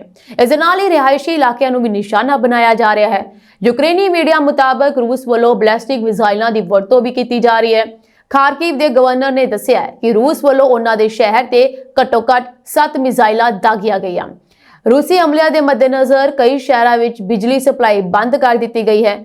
ਉਧਰ ਯੂਕਰੇਨ ਦੇ ਰਾਸ਼ਟਰਪਤੀ ਜ਼ੈਲੈਂਸਕੀ ਨੇ ਦੋਸ਼ ਲਾਇਆ ਕਿ ਪੁਤਿਨ ਵੱਲੋਂ ਜਾਣਬੁੱਝ ਕੇ ਕ੍ਰਿਸਮਸ ਵਾਲੇ ਦਿਨ ਹਮਲੇ ਕੀਤੇ ਗਏ। ਪੁਤਿਨ ਇਨਸਾਨ ਨਹੀਂ, ਕਿਸੇ ਖੁੰਖਾਰ ਜਾਨਵਰ ਤੋਂ ਵੀ ਬਦਤਰ ਹੈ। ਕੈਨੇਡਾ ਦੇ BC ਵਿੱਚ ਤੂਫਾਨ ਅਤੇ ਭਾਰੀ ਬਾਰਿਸ਼ ਕਾਰਨ ਹਜ਼ਾਰਾਂ ਘਰਾਂ ਦੀ ਬਿਜਲੀ ਗੁੱਲ ਹੋ ਗਈ ਅਤੇ ਸੜਕੀ ਤੇ ਸਮੁੰਦਰੀ ਆਵਾਜਾਈ ਬੁਰੀ ਤਰ੍ਹਾਂ ਪ੍ਰਭਾਵਿਤ ਹੋਈ। एनवायरमेंट कैनेडा मुताबक तटवर्ती इलाकों ਵਿੱਚ 140 ਕਿਲੋਮੀਟਰ ਪ੍ਰਤੀ ਘੰਟਾ ਦੀ ਰਫ਼ਤਾਰ ਵਾਲੀਆਂ ਹਵਾਵਾਂ ਚਲੀਆਂ ਅਤੇ 100 ਮਿਲੀਮੀਟਰ ਤੱਕ ਮੀਂਹ ਪਿਆ। ਮੌਸਮ ਬਾਰੇ ਚੇਤਾਵਨੀ ਨੂੰ ਵੇਖਦਿਆਂ BC ਫੈਰੀਜ਼ ਵੱਲੋਂ ਪਹਿਲਾਂ ਹੀ ਕਈ ਰੂਟਾਂ ਤੇ ਸੇਵਾਵਾਂ ਰੱਦ ਕਰਨ ਦਾ ਐਲਾਨ ਕਰ ਦਿੱਤਾ ਗਿਆ ਸੀ। ਵੈਂਕੂਵਰ ਬੋਰਡ ਆਫ ਪਾਰਕਰਸ ਨੇ ਕਿਹਾ ਹੈ ਕਿ ਤੇਜ਼ ਹਵਾਵਾਂ ਕਾਰਨ ਦਰਖਤ ਡਿੱਗਣ ਦੇ ਖਤਰੇ ਨੂੰ ਵੇਖਦਿਆਂ ਸਟੈਨਲੀ ਪਾਰਕ ਨੂੰ ਬੰਦ ਕਰ ਦਿੱਤਾ ਗਿਆ। ਪਾਰਕ ਦੇ ਪ੍ਰਬੰਧਕਾਂ ਨੇ ਦੱਸਿਆ ਕਿ ਕੁਝ ਦਰਖਤਾਂ ਵਿੱਚ ਬਿਮਾਰੀ ਫੈਲਣ ਕਾਰਨ ਇਹ ਕਮਜ਼ੋਰ ਹੋ ਚੁੱਕੇ ਹਨ ਅਤੇ ਤੇਜ਼ ਹਵਾਵਾਂ ਤੇ ਬਾਰਿਸ਼ ਦੌਰਾਨ ਡਿੱਗਣ ਦਾ ਖਤਰਾ ਬਰਕਰਾਰ ਹੈ। ਇੱਥੇ ਦੱਸਣਾ ਬਣਦਾ ਹੈ ਕਿ ਪਿਛਲੇ ਦਿਨੀ ਓਨਟਾਰੀਓ ਦੇ ਕਈ ਹਿੱਸਿਆਂ ਵਿੱਚ ਬਰਫੀਲੇ ਤੂਫਾਨ ਦੌਰਾਨ 20 ਸੈਂਟੀਮੀਟਰ ਤੱਕ ਬਰਫ਼ ਡਿੱਗੀ ਅਤੇ 29 ਦਸੰਬਰ ਤੋਂ ਮੁੜ ਕਈ ਇਲਾਕਿਆਂ ਵਿੱਚ ਭਾਰੀ ਬਰਫ਼ਬਾਰੀ ਹੋਣ ਦੀ ਪੇਸ਼ਨਗੋਈ ਕੀਤੀ ਗਈ ਹੈ। मोजाम्बिक ਵਿੱਚ ਚੋਣਾਂ ਤੋਂ ਬਾਅਦ ਜਾਰੀ ਹਿੰਸਾ ਅਤੇ ਦੰਗਿਆਂ ਦਰਮਿਆਨ ਕ੍ਰਿਸਮਸ ਵਾਲੇ ਦਿਨ ਰਾਜਧਾਨੀ ਵਿੱਚ ਸਥਿਤ ਇੱਕ ਉੱਚ ਸੁਰੱਖਿਆ ਵਾਲੀ ਜੇਲ੍ਹ ਵਿੱਚ ਹੋਈ ਝੜਪ ਦੌਰਾਨ ਘੱਟੋ-ਘੱਟ 6000 ਕੈਦੀ ਫਰਾਰ ਹੋ ਗਏ। ਦੇਸ਼ ਦੇ ਪੁਲਿਸ ਮੁਖੀ ਨੇ ਇਹ ਜਾਣਕਾਰੀ ਦਿੱਤੀ। ਪੁਲਿਸ ਮੁਖੀ ਨੇ ਦੱਸਿਆ ਕਿ ਸੁਰੱਖਿਆ ਬਲਾਂ ਨਾਲ ਝੜਪਾਂ 'ਚ 33 ਕੈਦੀ ਮਾਰੇ ਗਏ ਅਤੇ 15 ਹੋਰ ਜ਼ਖਮੀ ਹੋ ਗਏ। ਦੇਸ਼ ਦੀ ਸੰਵਿਧਾਨਕ ਪਰਿਸ਼ਦ ਵੱਲੋਂ 9 ਅਕਤੂਬਰ ਨੂੰ ਹੋਈਆਂ ਚੋਣਾਂ ਵਿੱਚ ਸੱਤਾਧਾਰੀ ਪਾਰਟੀ ਦੇ ਜੇਤੂ ਹੋਣ ਦੀ ਯਾਨੀ ਫ੍ਰੈਲਿਮੋ ਪਾਰਟੀ ਦੇ ਜੇਤੂ ਹੋਣ ਦੀ ਪੁਸ਼ਟੀ ਕੀਤੇ ਜਾਣ ਤੋਂ ਬਾਅਦ ਮੋਜ਼ਾਂਬਿਕ ਵਿੱਚ ਹਿੰਸਾ ਜਾਰੀ ਹੈ, ਜਿਸ ਵਿੱਚ ਪੁਲਿਸ ਵਾਹਨਾਂ, ਸਟੇਸ਼ਨਾਂ ਅਤੇ ਆਮ ਜਨਤਾ ਤੇ ਬੁਨਿਆਦੀ ਢਾਂਚੇ ਨੂੰ ਤਬਾਹ ਕਰ ਦਿੱਤਾ ਗਿਆ। ਰਾਫੇਲ ਨੇ ਕਿਹਾ ਹੈ ਕਿ ਰਾਜਧਾਨੀ ਦੇ 14 ਕਿਲੋਮੀਟਰ ਦੱਖਣ ਪੱਛਮ ਵਿੱਚ ਸਥਿਤ ਮਾਪੂਟੋ ਕੇਂਦਰੀ ਜੇਲ੍ਹ ਤੋਂ ਕੈਦੀਆਂ ਦੇ ਭੱਜਣ ਦਾ ਸਿਲਸਿਲਾ ਬੁੱਧਵਾਰ ਦੁਪਹਿਰ ਦੇ ਕਰੀਬ ਉਦੋਂ ਸ਼ੁਰੂ ਹੋਇਆ ਜਦੋਂ ਵਿਨਾਸ਼ਕਾਰੀ ਪ੍ਰਦਰਸ਼ਨਕਾਰੀਆਂ ਦਾ ਇੱਕ ਸਮੂਹ ਪ੍ਰਦਰਸ਼ਨ ਕਰ ਰਿਹਾ ਸੀ ਅਤੇ ਇਸ ਦੌਰਾਨ ਜੇਲ੍ਹ ਦੀ ਇੱਕ ਕੰਧ ਡਿੱਗ ਗਈ। ਉਹਨਾਂ ਨੇ ਦੱਸਿਆ ਇਸ ਦੌਰਾਨ ਕੈਦੀਆਂ ਨੇ ਜੇਲ੍ਹ ਵਾਰਡਨ ਤੋਂ ਹਥਿਆਰ ਖੋਲੇ ਅਤੇ ਕੈਦੀਆਂ ਨੂੰ ਭਜਾਉਣਾ ਸ਼ੁਰੂ ਕਰ ਦਿੱਤਾ। ਰਾਫੇਲ ਨੇ ਕਿਹਾ ਕਿ ਚਿੰਤਾ ਦੀ ਗੱਲ ਇਹ ਹੈ ਕਿ ਇਸ ਦੌਰਾਨ 29 ਦੋਸ਼ੀ ਅੱਤਵਾਦੀਆਂ ਨੂੰ ਵੀ ਜੇਲ੍ਹ ਤੋਂ ਭਜਾ ਦਿੱਤਾ ਗਿਆ। ਅਮਰੀਕਾ ਦੇ ਹਵਾਈ ਟਾਪੂ 'ਚ ਸਥਿਤ ਦੁਨੀਆ ਦੇ ਸਭ ਤੋਂ ਸਰਗਰਮ ਜਵਾਲਾਮੁਖੀ 'ਚੋਂ ਇੱਕ ਕਿਲੂਆ 3 ਮਹੀਨੇ ਤੱਕ ਸ਼ਾਂਤ ਰਹਿਣ ਤੋਂ ਬਾਅਦ ਇੱਕ ਵਾਰ ਫਿਰ ਫਟ ਗਿਆ। ਲਾਵੇ ਦੇ ਫੁਹਾਰੇ 260 ਫੁੱਟ ਤੱਕ ਉੱਚੇ ਸਨ। ਅਮਰੀਕਾ ਦੇ ਜਵਾਲਾਮੁਖੀ ਵਿਭਾਗ ਨੇ ਧਮਾਕੇ ਦੀ ਵੀਡੀਓ ਜਾਰੀ ਕਰਕੇ ਸੋਸ਼ਲ ਮੀਡੀਆ ਤੇ ਇਸ ਬਾਰੇ ਜਾਣਕਾਰੀ ਦਿੱਤੀ ਹੈ। ਰਿਪੋਰਟਾਂ ਮੁਤਾਬਕ ਇਹ ਧਮਾਕਾ ਦੇਰ ਰਾਤ ਕਰੀਬ 2 ਵਜੇ ਸ਼ੁਰੂ ਹੋਇਆ ਅਤੇ ਕੈਲਡੇਰਾ ਫਲੋਰ ਦੇ 500 ਏਕੜ ਖੇਤਰ 'ਚ ਫੈਲ ਗਿਆ। US ਡਿਪਾਰਟਮੈਂਟ ਆਫ ਸਟੇਟ ਨੇ ਫਟਣ ਦੀ ਇੱਕ ਲਾਈਵ ਸਟ੍ਰੀਮ ਲਾਂਚ ਕੀਤੀ ਜਿਸ ਵਿੱਚ ਲਾਲ ਗਰਮ ਲਾਵਾ 80 ਮੀਟਰ ਦੀ ਉਚਾਈ ਤੱਕ ਫਟਦਾ ਦਿਖਾਈ ਗਿਆ। ਅਮਰੀਕੀ ਅਧਿਕਾਰੀਆਂ ਮੁਤਾਬਕ ਕਿਲਾਵਾ ਵਿਖੇ ਲਾਵਾ ਅਤੇ ਜਵਾਲਾਮੁਖੀ ਦੀ ਗਤੀਵਿਧੀ ਹਵਾਈ ਜਵਾਲਾਮੁਖੀ ਨੈਸ਼ਨਲ ਪਾਰਕ ਤੱਕ ਸੀਮਿਤ ਸੀ। 6 ਜਵਾਲਾਮੁਖੀ ਹਮੇਸ਼ਾ ਸਰਗਰਮ ਰਹਿੰਦੇ ਹਨ। ਜਵਾਲਾਮੁਖੀ ਦੇ ਧੂਏ ਦਾ ਖਤਰਾ ਚਾਰੇ ਪਾਸੇ ਮੰਡਰਾ ਰਿਹਾ ਹੈ ਕਿਉਂਕਿ ਇਸ ਵਿੱਚ ਸਲਫਰ ਡਾਈਆਕਸਾਈਡ ਹੁੰਦਾ ਹੈ ਜੋ ਦਮੇ ਅਤੇ ਸਾਹ ਦੀਆਂ ਸਮੱਸਿਆਵਾਂ ਤੋਂ ਪੀੜਿਤ ਲੋਕਾਂ ਲਈ ਸਮੱਸਿਆਵਾਂ ਪੈਦਾ ਕਰਦਾ ਹੈ। ਤੁਹਾਨੂੰ ਦੱਸ ਦਈਏ ਕਿ ਹਵਾਈ ਟਾਪੂ ਵਿੱਚ 6 ਅਜਿਹੇ ਜਵਾਲਾਮੁਖੀ ਹਨ ਜੋ ਹਮੇਸ਼ਾ ਸਰਗਰਮ ਰਹਿੰਦੇ ਹਨ। ਇਹਨਾਂ ਵਿੱਚ ਮੈਨਾਲਾਓ ਵੀ ਸ਼ਾਮਲ ਹੈ। ਲਾਓ ਦੁਨੀਆ ਦਾ ਸਭ ਤੋਂ ਵੱਡਾ ਜਵਾਲਾਮੁਖੀ ਹੈ ਜਦਕਿ ਕਿਲਾਓਏ ਬਹੁਤ ਜ਼ਿਆਦਾ ਸਰਗਰਮ ਹੈ। ਵਿਗਿਆਨੀ ਸਾਲਾਂ ਤੋਂ ਇਸ ਬਾਰੇ ਖੋਜ ਕਰ ਰਹੇ ਹਨ ਕਿ ਇਹ ਜਵਾਲਾਮੁਖੀ ਕਿਵੇਂ ਬਣਿਆ। ਇਸ ਵਿੱਚ ਵਹਿ ਰਹੇ ਲਾਵੇ ਬਾਰੇ ਜਾਣਕਾਰੀ ਇਕੱਠੀ ਕੀਤੀ ਜਾ ਰਹੀ ਹੈ। ਬੰਗਲਾਦੇਸ਼ ਵਿੱਚ ਚੱਲ ਰਹੀ ਹਿੰਦੂ ਵਿਰੋਧੀ ਹਿੰਸਾ ਤੋਂ ਨਾਰਾਜ਼ ਹਿੰਦੂ ਅਮਰੀਕੀਆਂ ਨੇ ਸਿਲੀਕਨ ਵੈਲੀ ਵਿੱਚ ਇੱਕ ਵਿਸ਼ਾਲ ਜਾਗਰੂਕਤਾ ਮੁਹਿੰਮ ਸ਼ੁਰੂ ਕੀਤੀ ਹੈ। ਯੂਨਸ ਨੂੰ ਕਿਉਂ ਪੁੱਛੋ ਮੁਹਿੰਮ ਦੇ ਹਿੱਸੇ ਵਜੋਂ ਕੈਲੀਫੋਰਨੀਆ ਦੇ ਇਸ ਹਿੱਸੇ ਵਿੱਚ ਵੱਡੇ ਹੋਰਡਿੰਗ ਅਤੇ ਬਿਲਬੋਰਡ ਲਗਾਏ ਗਏ ਹਨ। ਡਿਜੀਟਲ ਹੋਰਡਿੰਗ ਲਗਾਏ ਗਏ ਹਨ। ਯੂਨਾਈਟਿਡ ਹਿੰਦੂ ਕੌਂਸਲ ਨੇ ਕ੍ਰਿਸਮਸ ਤੋਂ ਪਹਿਲਾਂ ਬਿਲਬੋਰਡ ਓਕਲੈਂਡ ਵਿੱਚ 880 ਐਨ ਅਤੇ ਮਾਰਕੀਟ ਸਟਰੀਟ ਵਿੱਚ ਇੱਕ ਪ੍ਰਮੁੱਖ ਸਥਾਨ ਤੇ ਲਗਾਇਆ ਹੈ। ਇੱਕ ਬਿਆਨ ਵਿੱਚ ਕਿਹਾ ਗਿਆ ਹੈ ਕਿ ਅਗਲੇ 3 ਮਹੀਨਿਆਂ ਵਿੱਚ ਡਿਜੀਟਲ ਹੋਰਡਿੰਗ ਇਸ ਮਹੱਤਵਪੂਰਨ ਮੁੱਦੇ ਬਾਰੇ ਜਾਗਰੂਕਤਾ ਪੈਦਾ ਕਰਨ ਅਤੇ ਗੱਲਬਾਤ ਨੂੰ ਉਤਸ਼ਾਹਿਤ ਕਰਨ ਲਈ ਸੰਘਣੀ ਆਵਾਜਾਈ ਵਾਲੇ ਖੇਤਰਾਂ ਅਤੇ ਵੱਡੇ ਪੁਲਾਂ ਸਮੇਤ 6 ਮੁੱਖ ਸਥਾਨਾਂ ਤੇ ਸੰਦੇਸ਼ ਪ੍ਰਦਰਸ਼ਿਤ ਕਰਨਗੇ। ਬਿਆਨ ਮੁਤਾਬਕ ਮੁਹੰਮਦ ਯੂਨਸ ਦੇ ਸ਼ਾਸਨ ਦੌਰਾਨ ਬੰਗਲਾਦੇਸ਼ ਵਿੱਚ ਹਿੰਦੂਆਂ ਅਤੇ ਹੋਰ ਘੱਟ ਗਿਣਤੀਆਂ ਵਿਰੁੱਧ ਹੋ ਰਹੀਆਂ ਹਿੰਸਾ ਨੂੰ ਬੇहद ਅਫਸੋਸਨਾਕ ਦੱਸਿਆ ਗਿਆ ਹੈ। ਕੌਂਸਲ ਨੇ ਕਿਹਾ ਕਿ ਯੂਨਸ ਨੂੰ ਆਪਣੀ ਸਰਕਾਰ ਵਿੱਚ ਸਾਰੇ ਬੰਗਲਾਦੇਸ਼ੀਆਂ ਨੂੰ ਸ਼ਾਮਲ ਕਰਨਾ ਚਾਹੀਦਾ ਹੈ ਅਤੇ ਘੱਟ ਗਿਣਤੀਆਂ ਤੇ ਉਹਨਾਂ ਦੇ ਧਰਮ ਦੇ ਆਧਾਰ ਤੇ ਜ਼ੁਲਮ ਕਰਨਾ ਬੰਦ ਕਰਨਾ ਚਾਹੀਦਾ ਹੈ। ਕੌਂਸਲ ਨੇ ਸੰਯੁਕਤ ਰਾਜ ਵਿੱਚ ਸਥਾਨਕ ਰਾਜ ਅਤੇ ਰਾਸ਼ਟਰੀ ਲੀਡਰਸ਼ਿਪ ਨੂੰ ਬੰਗਲਾਦੇਸ਼ ਦੀ ਸੱਤਾਧਾਰੀ ਸਰਕਾਰ ਨੂੰ ਮਨੁੱਖੀ ਅਧਿਕਾਰਾਂ ਦੀ ਰੱਖਿਆ ਲਈ ਅਪੀਲ ਕਰਨ ਲਈ ਵੀ ਕਿਹਾ ਹੈ। ਗੁਆਂਢੀ ਦੇਸ਼ ਚੀਨ ਇੱਕ ਵਾਰ ਫਿਰ ਭਾਰਤ ਦੀ ਸਰਹੱਦ ਤੇ ਹੈਰਾਨ ਕਰਨ ਵਾਲੀਆਂ ਗਤੀਵਿਧੀਆਂ ਨੂੰ ਅੰਜਾਮ ਦੇਣ 'ਚ ਲੱਗਾ ਹੋਇਆ ਹੈ। ਪਤਾ ਲੱਗਾ ਹੈ ਕਿ 137 ਬਿਲੀਅਨ ਅਮਰੀਕੀ ਡਾਲਰ ਦੀ ਲਾਗਤ ਵਾਲੇ ਦੁਨੀਆ ਦੇ ਸਭ ਤੋਂ ਵੱਡੇ ਡੈਮ ਨਿਰਮਾਣ ਪ੍ਰੋਜੈਕਟ ਨੂੰ ਮਨਜ਼ੂਰੀ ਦੇ ਦਿੱਤੀ ਗਈ ਹੈ। ਅਜਿਹੇ 'ਚ ਸਵਾਲ ਇਹ ਉੱਠ ਰਿਹਾ ਹੈ ਕਿ ਚੀਨ ਭਾਰਤੀ ਸਰਹੱਦ ਨੇੜੇ ਹੁਣ ਤੱਕ ਦਾ ਸਭ ਤੋਂ ਵੱਡਾ ਡੈਮ ਬਣਾਏਗਾ। ਚੀਨ ਵੱਲੋਂ ਇਸ ਪ੍ਰੋਜੈਕਟ ਨੂੰ ਦਿੱਤੀ ਗਈ ਮਨਜ਼ੂਰੀ ਤੋਂ ਬਾਅਦ ਨਦੀ ਦੇ ਕੰਢੇ ਵਸੇ ਦੇਸ਼ਾਂ ਭਾਰਤ ਅਤੇ ਬੰਗਲਾਦੇਸ਼ ਵਿੱਚ ਚਿੰਤਾ ਵੱਧ ਗਈ ਹੈ। ਚੀਨ ਦੀ ਪ੍ਰਸਤਾਵਿਤ ਯੋਜਨਾ ਮੁਤਾਬਕ ਇਹ ਡੈਮ ਭਾਰਤੀ ਸਰਹੱਦ ਦੇ ਨੇੜੇ ਤਿੱਬਤ 'ਚ ਬ੍ਰਹਮਪੁੱਤਰ ਨਦੀ ਤੇ ਬਣਾਇਆ ਜਾਵੇਗਾ। ਚੀਨ ਦੀ ਸਰਕਾਰੀ ਸਮਾਚਾਰ ਏਜੰਸੀ ਸਿਨੂਹਾ ਦੇ ਇੱਕ ਅਧਿਕਾਰਤ ਬਿਆਨ ਦੇ ਅਨੁਸਾਰ ਚੀਨ ਦੀ ਸਰਕਾਰ ਨੇ ਬ੍ਰਹਮਪੁੱਤਰ ਨਦੀ ਦੇ ਨਾਲ ਇੱਕ ਪਣ ਬਿਜਲੀ ਪ੍ਰੋਜੈਕਟ ਨੂੰ ਮਨਜ਼ੂਰੀ ਦੇ ਦਿੱਤੀ ਹੈ। ਤਿੱਬਤ ਵਿੱਚ ਇਸ ਨਦੀ ਨੂੰ ਯਾਰਲੁੰਗ ਜਾਂਗਬੋ ਦੇ ਨਾਂ ਨਾਲ ਜਾਣਿਆ ਜਾਂਦਾ ਹੈ। ਪ੍ਰੋਜੈਕਟ ਲਈ ਡੈਮ ਬਣਾਇਆ ਜਾਣਾ ਹੈ। ਇਹ ਹਿਮਾਲਿਆ ਦੇ ਨੇੜੇ ਇੱਕ ਵਿਸ਼ਾਲ ਘਾਟੀ ਵਿੱਚ ਬਣਾਇਆ ਜਾਵੇਗਾ। ਇਸ ਸਥਾਨ ਤੋਂ ਬ੍ਰਹਮਪੁੱਤਰ ਨਦੀ ਅਰੁਣਾਚਲ ਪ੍ਰਦੇਸ਼ ਅਤੇ ਫਿਰ ਬੰਗਲਾਦੇਸ਼ ਵੱਲ ਮੁੜਦੀ ਹੈ। ਵੀਰਵਾਰ ਨੂੰ ਹਾਂਗਕਾਂਗ ਤੋਂ ਪ੍ਰਕਾਸ਼ਿਤ ਸਾਊਥ ਚਾਈਨਾ ਮਾਰਨਿੰਗ ਪੋਸਟ ਦੀ ਖਬਰ ਵਿੱਚ ਵੀ ਚੀਨ ਦੇ ਇਸ ਵੱਡੇ ਫੈਸਲੇ ਦੀ ਚਰਚਾ ਹੋਈ। ਇਸ ਮੁਤਾਬਕ ਡੈਮਾਂ ਵਿੱਚ ਚੀਨ ਦਾ ਕੁੱਲ ਨਿਵੇਸ਼ 1 ਟ੍ਰਿਲੀਅਨ ਯੂਆਨ ਯਾਨੀ ਕਿ 137 ਅਰਬ ਅਮਰੀਕੀ ਡਾਲਰ ਤੋਂ ਵੱਧ ਹੋ ਸਕਦਾ ਹੈ। ਇੰਨੀ ਵੱਡੀ ਰਕਮ ਨਾਲ ਬਣਨ ਵਾਲਾ ਇਹ ਡੈਮ ਜੇਕਰ ਤਿਆਰ ਹੋ ਗਿਆ ਤਾਂ ਚੀਨ ਆਪਣਾ ਹੀ ਰਿਕਾਰਡ ਤੋੜ ਦੇਵੇਗਾ। ਇਸ ਸਮੇਂ ਚੀਨ ਦੇ 3 ਗੋਰਜ ਡੈਮ ਨੂੰ ਦੁਨੀਆ ਦਾ ਸਭ ਤੋਂ ਵੱਡਾ ਡੈਮ ਮੰਨਿਆ ਜਾਂਦਾ ਹੈ। ਰੂਸੀ ਚੋਟੀ ਦੀ ਸੁਰੱਖਿਆ ਏਜੰਸੀ ਨੇ ਕਿਹਾ ਹੈ ਕਿ ਉਸਨੇ ਸੀਨੀਅਰ ਫੌਜੀ ਅਧਿਕਾਰੀਆਂ ਦੀ ਹੱਤਿਆ ਦੀ ਕਥਿਤ ਯੂਕਰੇਨੀ ਸਾਜ਼ਿਸ਼ 'ਚ ਸ਼ਾਮਲ ਹੋਣ ਦੇ ਦੋਸ਼ 'ਚ 4 ਸ਼ੱਕੀ ਨੂੰ ਗ੍ਰਿਫਤਾਰ ਕੀਤਾ ਹੈ। ਪਿਛਲੇ ਹਫ਼ਤੇ ਇੱਕ ਚੋਟੀ ਦੇ ਰੂਸੀ ਜਨਰਲ ਦੀ ਹੱਤਿਆ ਕਰ ਦਿੱਤੀ ਗਈ ਸੀ। ਸੰਘੀ ਸੁਰੱਖਿਆ ਸੇਵਾ ਨੇ ਇੱਕ ਬਿਆਨ ਵਿੱਚ ਕਿਹਾ ਹੈ ਕਿ ਉਸਨੇ ਰੱਖਿਆ ਮੰਤਰਾਲੇ ਦੇ ਸੀਨੀਅਰ ਅਧਿਕਾਰੀਆਂ ਦੀ ਹੱਤਿਆ ਦੀ ਸਾਜ਼ਿਸ਼ ਰਚਣ ਦੇ ਦੋਸ਼ ਵਿੱਚ 4 ਰੂਸੀ ਨਾਗਰਿਕਾਂ ਨੂੰ ਗ੍ਰਿਫਤਾਰ ਕੀਤਾ ਹੈ। FSB ਨੇ ਕਿਹਾ ਹੈ ਕਿ ਹਮਲਿਆਂ ਦੇ ਦੋਸ਼ੀ ਇੱਕ ਸੀਨੀਅਰ ਅਧਿਕਾਰੀ ਨੂੰ ਰਿਮੋਟ ਕੰਟਰੋਲ ਕਾਰ ਬੰਬ ਨਾਲ ਮਾਰਨ ਦੀ ਸਾਜ਼ਿਸ਼ ਰਚ ਰਹੇ ਸਨ। ਇਸ ਵਿੱਚ ਕਿਹਾ ਗਿਆ ਕਿ ਇੱਕ ਹੋਰ ਚੋਟੀ ਦੇ ਫੌਜੀ ਅਧਿਕਾਰੀ ਦੀ ਹੱਤਿਆ ਇੱਕ ਲਿਫਾਫੇ ਵਿੱਚ ਛੁਪੇ ਹੋਏ ਵਿਸਫੋਟਕ ਯੰਤਰ ਨਾਲ ਕੀਤੀ ਜਾਣੀ ਸੀ। ਏਜੰਸੀ ਨੇ ਕਥਿਤ ਸਾਜ਼ਿਸ਼ ਵਿੱਚ ਨਿਸ਼ਾਨਾ ਬਣਾਏ ਗਏ ਫੌਜੀ ਅਧਿਕਾਰੀਆਂ ਦਾ ਨਾਂ ਨਹੀਂ ਲਿਆ। FSB ਨੇ ਇੱਕ ਵੀਡੀਓ ਜਾਰੀ ਕੀਤਾ ਹੈ ਜਿਸ 'ਚ ਸ਼ੱਕੀਆਂ ਦੀ ਗ੍ਰਿਫਤਾਰੀ ਅਤੇ ਪੁੱਛ ਪੜਤਾਲ ਹੁੰਦੀ ਹੈ। ਹਾਲਾਂਕਿ ਉਹਨਾਂ ਦੇ ਨਾਵਾਂ ਦਾ ਖੁਲਾਸਾ ਨਹੀਂ ਕੀਤਾ ਗਿਆ। ਲੈਫਟੀਨੈਂਟ ਜਨਰਲ ਇਗੋਰ ਦੀ 17 ਦਸੰਬਰ ਨੂੰ ਉਸਦੇ ਅਪਾਰਟਮੈਂਟ ਦੇ ਬਾਹਰ ਖੜੇ ਇਲੈਕਟ੍ਰਿਕ ਸਕੂਟਰ ਦੇ ਰੱਖੇ ਬੰਬ ਦੇ ਧਮਾਕੇ ਨਾਲ ਹੱਤਿਆ ਕਰ ਦਿੱਤੀ ਗਈ ਸੀ। ਹਮਲੇ ਵਿੱਚ ਸਹਿਯੋਗੀ ਵੀ ਮਾਰਿਆ ਗਿਆ ਸੀ ਉਸਦਾ, ਜਿਸ ਦੀ ਯੂਕਰੇਨ ਨੇ ਜ਼ਿੰਮੇਵਾਰੀ ਲਈ ਸੀ। FSB ਦੇ ਮੱਧ ਏਸ਼ੀਆ ਦੇਸ਼ ਉਜ਼ਬੇਕਿਸਤਾਨ ਦੇ ਇੱਕ ਨਾਗਰਿਕ ਨੂੰ ਵੀ ਗ੍ਰਿਫਤਾਰ ਕੀਤਾ ਹੈ। ਏਜੰਸੀ ਦਾ ਦਾਅਵਾ ਹੈ ਕਿ ਉਸਨੇ ਯੂਕਰੇਨੀ ਵਿਸ਼ੇਸ਼ ਸੇਵਾਵਾਂ ਦੁਆਰਾ ਭਰਤੀ ਕੀਤਾ ਗਿਆ ਸੀ। ਢਾਕਾ ਵਿੱਚ ਬੰਗਲਾਦੇਸ਼ ਸਕੱਤਰੇਤ ਦੀ ਇੱਕ ਵੱਡੀ ਇਮਾਰਤ ਵਿੱਚ ਭਿਆਨਕ ਅੱਗ ਲੱਗ ਗਈ, ਜਿਸ ਕਾਰਨ ਸਰਕਾਰੀ ਦਸਤਾਵੇਜ਼ ਨਸ਼ਟ ਹੋ ਗਏ। ਅਧਿਕਾਰੀਆਂ ਨੇ ਜਾਣਕਾਰੀ ਦਿੱਤੀ ਹੈ। ਅਧਿਕਾਰੀਆਂ ਨੂੰ ਸ਼ੱਕ ਹੈ ਇਸ ਘਟਨਾ ਨੂੰ ਸਰਕਾਰੀ ਦਸਤਾਵੇਜ਼ਾਂ ਨੂੰ ਨੁਕਸਾਨ ਪਹੁੰਚਾਉਣ ਦੇ ਇਰਾਦੇ ਨਾਲ ਅੰਜਾਮ ਦਿੱਤਾ ਗਿਆ। ਇਸ ਸੰਬੰਧੀ ਉੱਚ ਪੱਧਰੀ ਜਾਂਚ ਕਮੇਟੀ ਦਾ ਗਠਨ ਵੀ ਕੀਤਾ ਗਿਆ। ਬੰਗਲਾਦੇਸ਼ ਸਕੱਤਰੇਤ ਦੀ ਇਮਾਰਤ ਨੰਬਰ 7 'ਚ ਅੱਗ ਲੱਗ ਗਈ ਅਤੇ ਕਰੀਬ 6 ਘੰਟਿਆਂ ਦੀ ਕੋਸ਼ਿਸ਼ ਤੋਂ ਬਾਅਦ ਅੱਗ ਤੇ ਕਾਬੂ ਪਾਇਆ ਗਿਆ। ਅਧਿਕਾਰੀਆਂ ਦੇ ਮੁਤਾਬਕ 9 ਮੰਜ਼ਿਲਾ ਇਮਾਰਤ ਵਿੱਚ 7 ਮੰਤਰਾਲੇ ਮੌਜੂਦ ਹਨ। ਉਧਰ ਹੀ ਵੀਰਵਾਰ ਸਵੇਰੇ ਹਾਈ ਸਿਕਿਉਰਿਟੀ ਕੰਪਲੈਕਸ 'ਚ ਅੱਗ ਲੱਗ ਗਈ। ਹਾਲਾਂਕਿ ਅੱਗ ਲੱਗਣ ਦੀ ਘਟਨਾ 'ਚ ਕਿਸੇ ਜਾਨੀ ਨੁਕਸਾਨ ਦੀ ਕੋਈ ਖਬਰ ਨਹੀਂ ਹੈ। ਅੱਗ ਬੁਝਾਊ ਸੇਵਾ ਦੇ ਮੁਖੀ ਬ੍ਰਿਗੇਡੀਅਰ ਜਨਰਲ ਜ਼ਾਹਿਦ ਕਮਾਲ ਨੇ ਪੱਤਰਕਾਰਾਂ ਨੂੰ ਦੱਸਿਆ ਕਿ ਅੱਧੀ ਰਾਤ ਤੋਂ ਬਾਅਦ ਇਮਾਰਤ 'ਚ 3 ਥਾਵਾਂ ਤੇ ਇੱਕੋ ਸਮੇਂ ਅੱਗ ਲੱਗ ਗਈ, ਜਿਸ ਤੋਂ ਇਹ ਸੰਕੇਤ ਮਿਲਦਾ ਹੈ ਕਿ ਅੱਗ ਸ਼ਾਇਦ ਅਚਾਨਕ ਨਹੀਂ ਸੀ। ਅਧਿਕਾਰੀਆਂ ਨੇ ਕਿਹਾ ਕਿ ਅੱਗ ਕਾਰਨ ਬਿਜਲੀ ਸਪਲਾਈ ਵਿੱਚ ਵਿਘਨ ਪਿਆ। ਇਮਾਰਤ ਅਤੇ ਹੋਰ ਮੰਤਰਾਲਿਆਂ ਨੂੰ ਆਪਣਾ ਆਮ ਕੰਮਕਾਜ ਰੋਕਣ ਲਈ ਮਜਬੂਰ ਕੀਤਾ ਗਿਆ, ਜਦਕਿ ਸੁਰੱਖਿਆ ਏਜੰਸੀਆਂ ਨੇ ਕੰਪਲੈਕਸ ਦੇ ਅੰਦਰ ਦਾਖਲ ਹੋਣ ਦੀ ਪਾਬੰਦੀ ਲਗਾ ਦਿੱਤੀ, ਜਿਸ ਨਾਲ ਬਹੁਤ ਸਾਰੇ ਕਰਮਚਾਰੀਆਂ ਨੂੰ ਕੰਪਲੈਕਸ 'ਚ ਦਾਖਲ ਹੋਣ ਤੋਂ ਰੋਕਿਆ ਗਿਆ। ਉਹਨਾਂ ਨੇ ਦੱਸਿਆ ਕਿ ਇਮਾਰਤ ਨੰਬਰ 7 ਦੀ 6ਵੀਂ, 7ਵੀਂ ਅਤੇ 8ਵੀਂ ਮੰਜ਼ਲ ਤੇ ਸਥਿਤ ਜ਼ਿਆਦਾਤਰ ਕਮਰੇ ਬੁਰੀ ਤਰ੍ਹਾਂ ਨੁਕਸਾਨੇ ਗਏ ਹਨ, ਜਦਕਿ ਸਥਾਨਕ ਪ੍ਰਸ਼ਾਸਨ, ਪੋਸਟਾਂ ਅਤੇ ਦੂਰਸੰਚਾਰ ਮੰਤਰਾਲੇ ਦੇ ਦਸਤਾਵੇਜ਼ ਅਤੇ ਫਰਨੀਚਰ ਸੜ ਗਿਆ। ਇਮਾਰਤ ਦਾ ਦੌਰਾ ਕਰਨ ਤੋਂ ਬਾਅਦ ਇੱਕ ਅਧਿਕਾਰੀ ਨੇ ਕਿਹਾ, ਅੱਗ ਬੁਝਾਉਣ ਲਈ ਵਰਤੇ ਗਏ ਪਾਣੀ ਨਾਲ ਕਈ ਦਸਤਾਵੇਜ਼ ਵੀ ਨੁਕਸਾਨੇ ਗਏ। ਅੰਤਰਿਮ ਸਰਕਾਰ ਦੇ ਸਲਾਹਕਾਰ ਆਸਿਮ ਮੁਹੰਮਦ ਸਾਜੀਬ ਭੁਈਆ ਨੇ ਕਿਹਾ, ਇਮਾਰਤ ਦੇ ਵੱਖ-ਵੱਖ ਹਿੱਸਿਆਂ ਵਿੱਚ ਰਹਿ ਰਹੇ ਕਬੂਤਰ ਮਰੇ ਹੋਏ ਸਨ ਅਤੇ ਖਿੜਕੀਆਂ ਦੇ ਸ਼ੀਸ਼ੇ ਟੁੱਟੇ ਹੋਏ ਸਨ।